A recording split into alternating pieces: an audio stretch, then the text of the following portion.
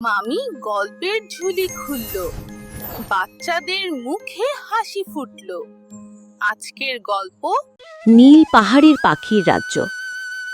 অনেক অনেক দিন আগের কথা। বাংলার এক ছোট্ট গ্রামে থাকত এক কৌতূহলী বালক। তার নাম তানিম। নয় এক সাধারণ বালক, কিন্তু মনের ভেতর ছিল অসাধারণ কল্পনা।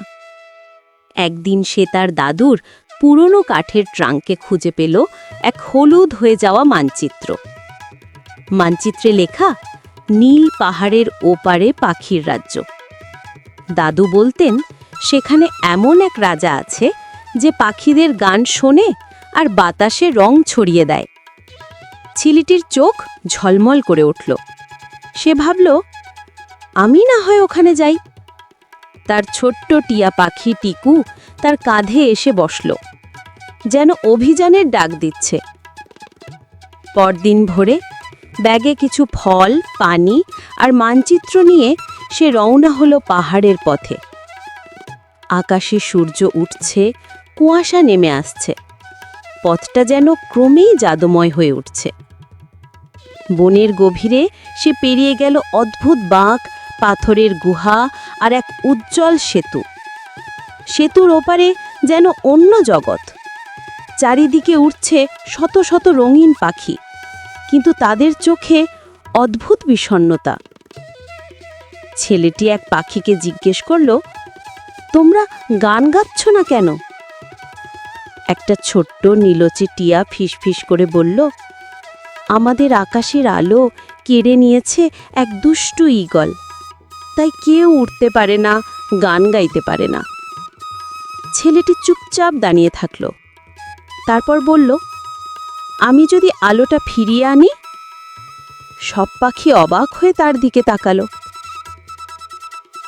সে পাহাড়ের চূড়ায় উঠল, মেঘের ভিতর দিয়ে দেখল এক বিশাল ঈগল, যার চোখে আগুনের দৃষ্টি। সে বলল, আলো আমার, কেউ তা ছুঁতে পারবে না। ছেলেটি নিজের টিয়া পাখিকে ইশারা করল। টিকু উড়ে গিয়ে ঈগলের চোখের সামনে চক্কর দিতে লাগল। ততক্ষণে ছেলেটি একটি পাথর ছড়ে ঈগলের লুকোনো আলোগুলো ফেলে দিল মাটিতে। আকাশ হঠাৎ ঝলমল করে উঠল।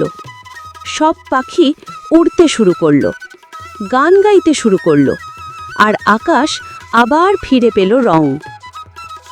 নীল ময়ূর রাজা পাখি তার সামনে এসে বলল, তুমি আমাদের মুক্তি দিলে ছোট বন্ধু। এই নাও আমার নীল পালক, এটা দিয়ে তুমি যখন খুশি পাখিদের ভাষা বুঝতে পারবে। ছেলেটি হাসল, ফিরে এলো গ্রামের আকাশের নিচে। টিকু তার কাঁধে বসে বলল, আজ তুমি সত্যি ডানা পেয়েছ।